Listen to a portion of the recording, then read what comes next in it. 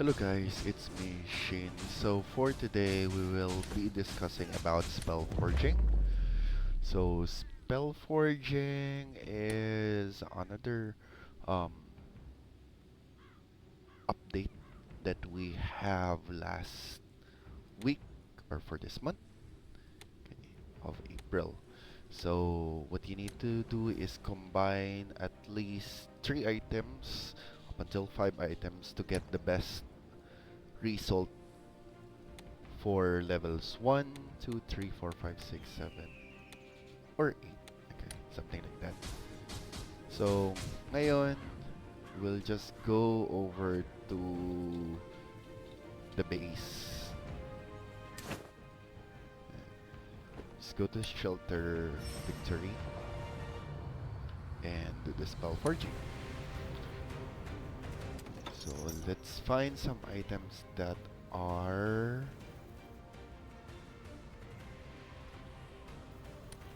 we could throw out.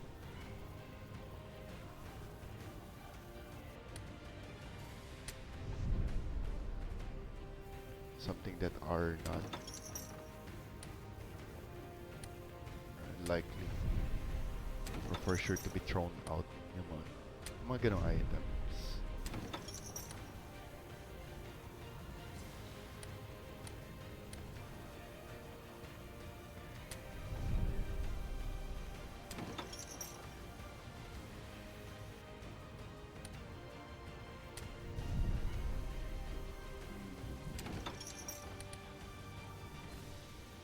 Let's see. Let's do the spell forging.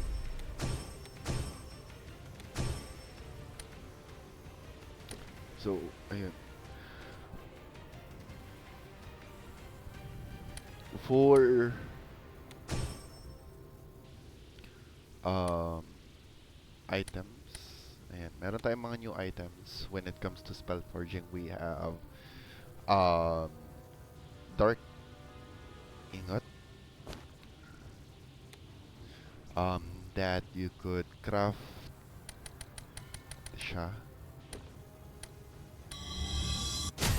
pero medyo makati-kate talaga siya, to be honest.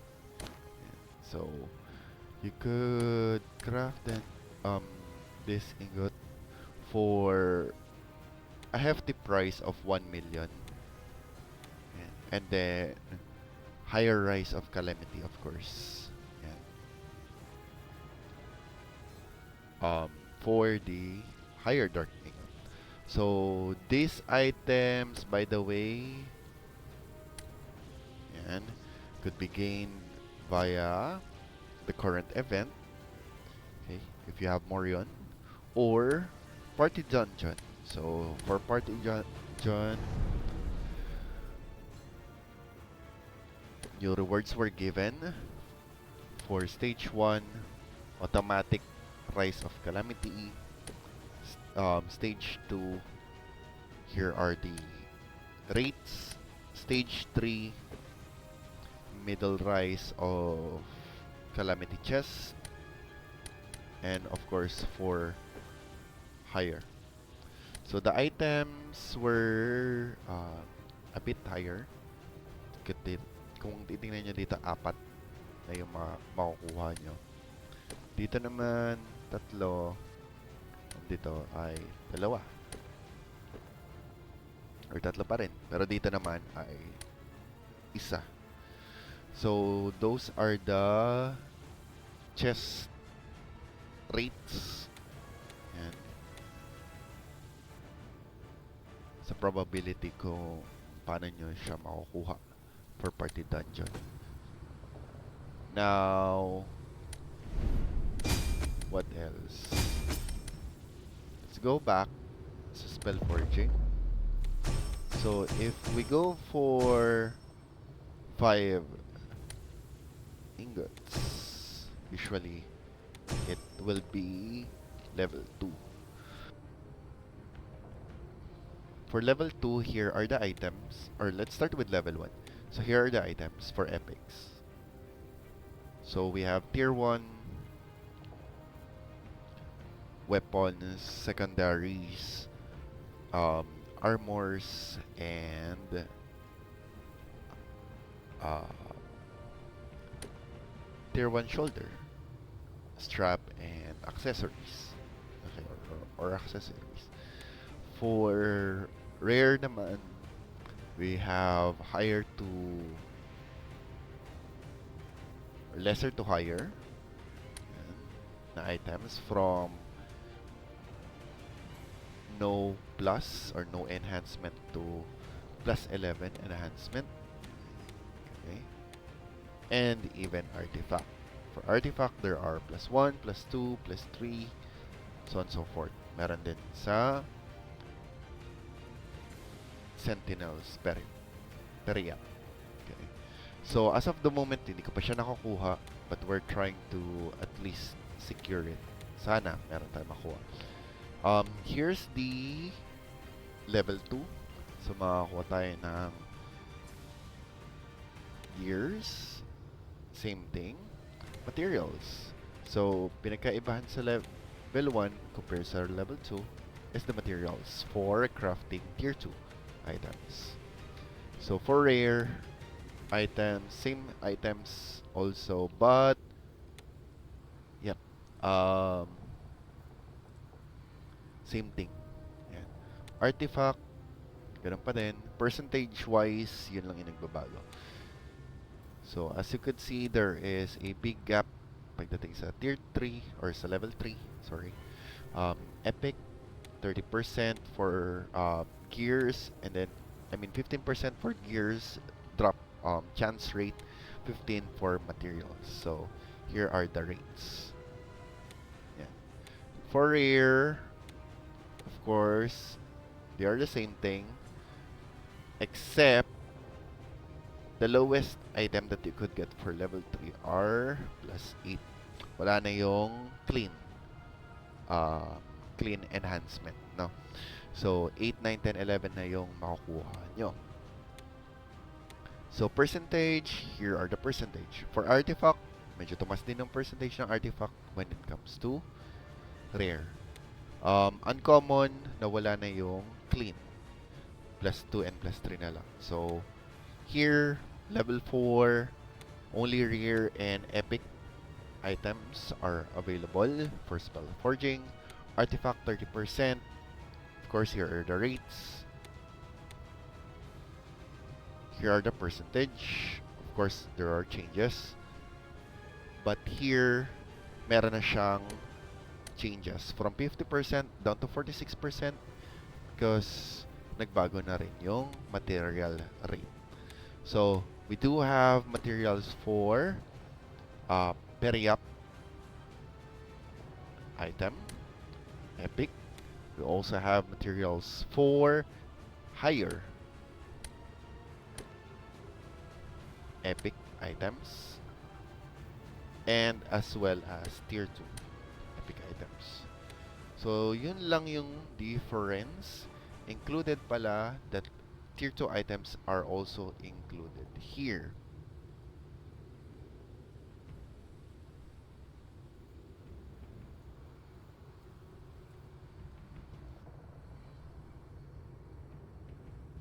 So, as you could see, madami siya. Pagdating sa rare, here are the percentage. As you could see, included na naman ang mga higher items from plus 8 to plus 11. So, same thing pa rin yung percentage. Almost. May change. Walang masyadong changes. No. Pagdating naman sa level 5, of course, medyo tumaas-taas na to. We do have 62% for Epic, 30% for the gear. Okay. Here are the gears available. So those are tier 1, tier 2 items included or middle. We have lesser, we have middle, and higher if we go for the proper terms. Sa materials, there are additional um, or significant changes pagdating sa percentage from 16% to 22%.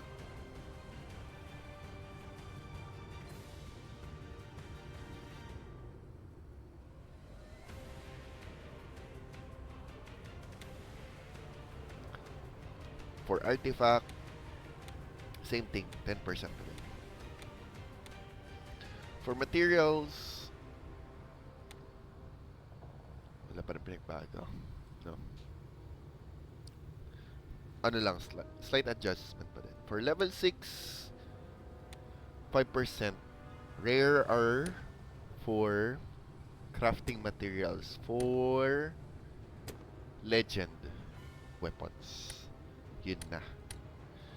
So, we have the following. We have the gear, 20% na siya. From 30%, make it 20%. Okay. But this time, I think most of them are tier 2. Most of them are tier 2 na. Wala na yung tier 1 pagdating sa level 6. And also, there are gear enhancements starting from +8, +7 for other gears, or +9, and then materials and artifact.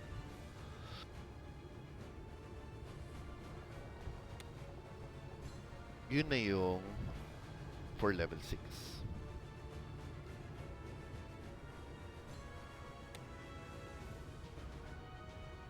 Level 7, we will get a chance to have legendary weapons. This is for main weapon. Okay. Um, since we are spearmen or impalers, so chance natin makakuha na.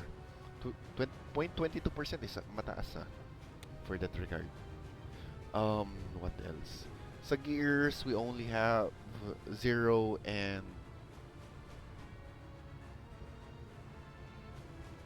+9. And we also have +9 Meta Winger. Yan, binalik ang tier 1. And meron din pala tier 1 doon. Hindi ko lang napansin. And here are the rates. Okay. So, bibilisan na natin. Chances pala ng daybreak, complete daybreak, daybreak is also here. Let's see. Sa material kasi, ayun, wala yung daybreak for level 6. Changes is the daybreak item. Artifact, automatic +1. Yun na. Yun. So, these are the things that you will be able to get. Same thing with the fragments. For level 8, if you really want to,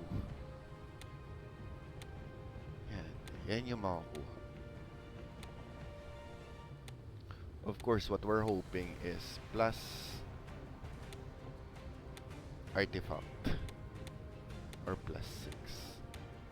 Yan. Right now.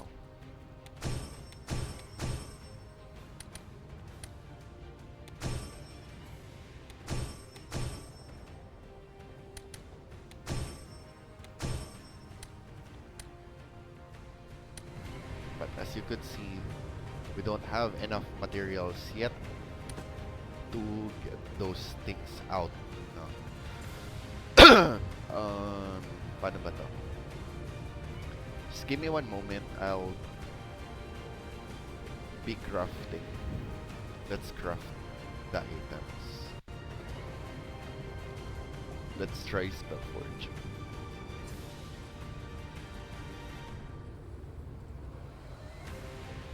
For them.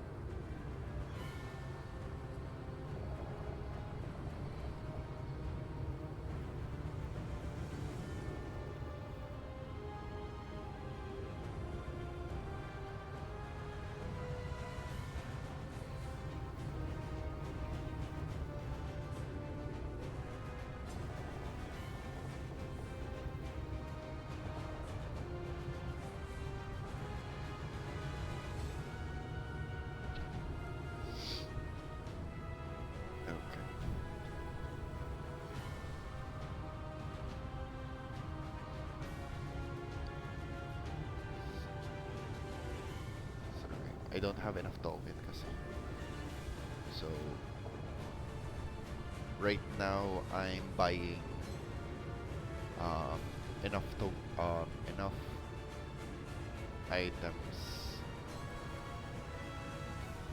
or enough token more yun para makapag-spell forging tayo.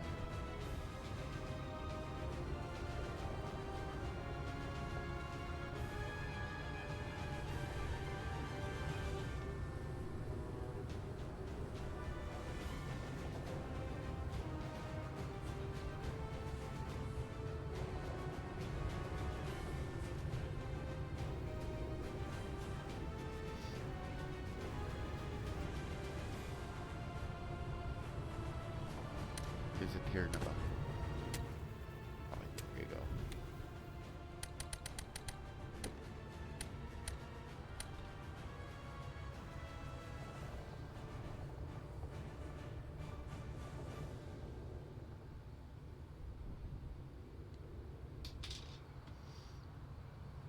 We're waiting for the exchange, guys.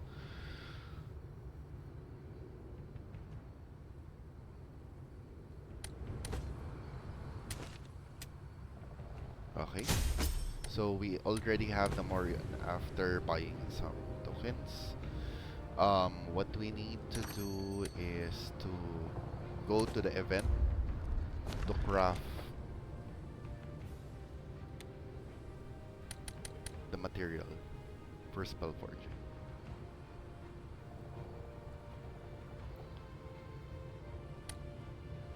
Do I have a lot of it? I don't know.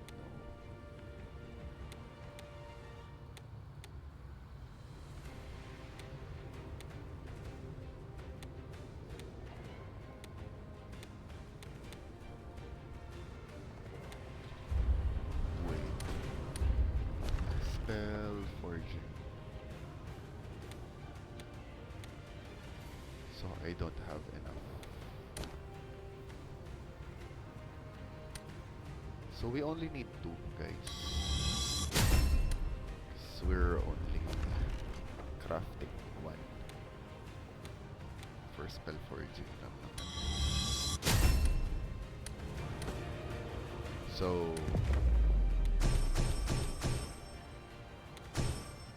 wow.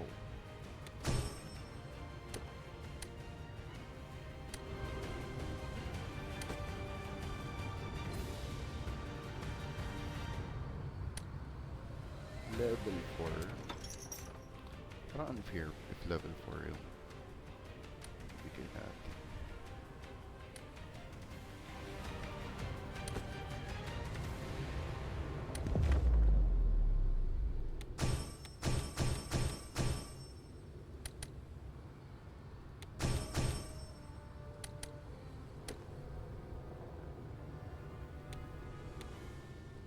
Kasi baka isa sa mga tumakuha natin 54%.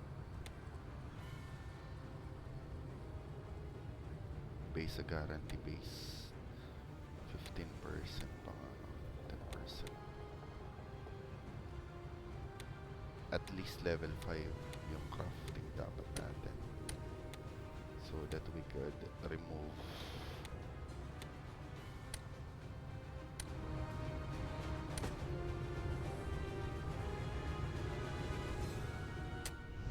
those type of, you know,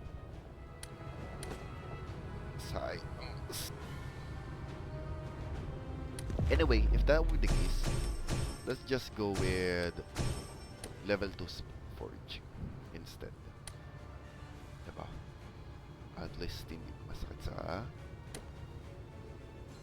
katawan.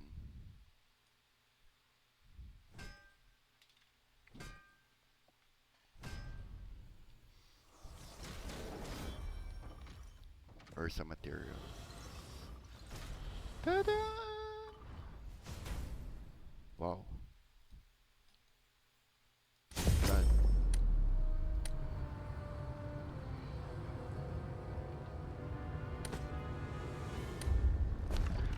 Di na masama. So yeah, as you can see, we get another pink remnant.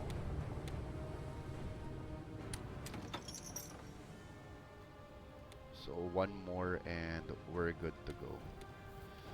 Next is the glider.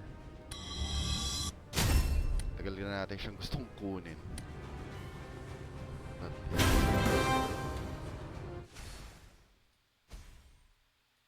oh, ang sad. Sad ng glider natin.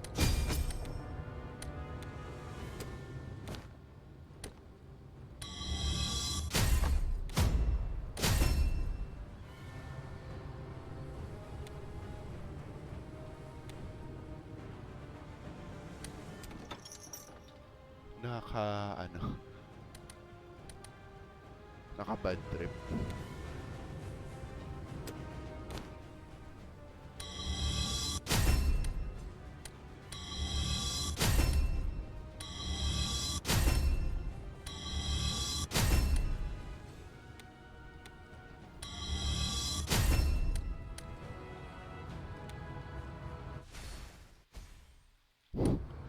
Malas talaga tayo sa ganito. But yeah, that's it for today's video. Do we need to do spell forging pa ba for additional materials? Sige. Let's go.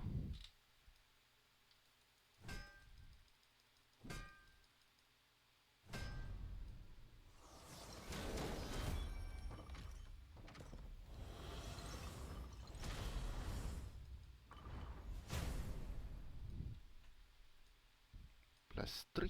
Hindi na masama.